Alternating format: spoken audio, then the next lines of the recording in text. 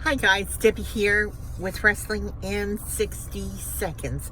I'm on here today to talk to you about Evolution 2. Now, if you haven't heard, I'm just a little confused and I'd love to hear your opinions. You can put the comments, your opinions, your views down below, but I am wondering what's happening with Evolution 2. Now, I think everybody can agree with me with this statement that when Evolution 2 was announced, we were all excited. It has been so long since we've had an all-female wrestling show. But here's the problem, where at least a lot of the problem.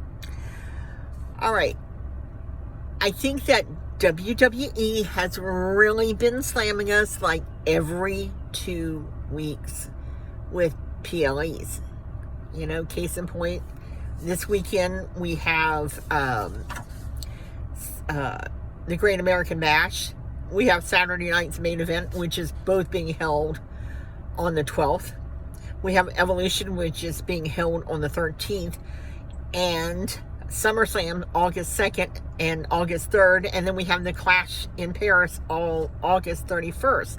Now, the other bad thing, I don't even know what WWE was thinking, unless they were thinking because this is like Goldberg's retirement match for Saturday night's main event, that we should have it in his hometown or the town that he won it, which was Atlanta, Georgia. But I don't think WWE realized other events that were happening in Atlanta on that same date. And right across the street, which is Beyonce is having a concert across the street from the arena where WWE is holding these events. Nice, right? And not including how hard it is to travel into Atlanta by plane and then trying to catch a red-eye flight, because most of us have to work on Monday mornings. They're not thinking.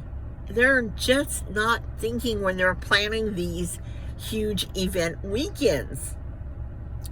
Now, the other thing is ticket sales for, well, Saturday night's main event ticket sales are over 10,000 tickets that have been bought.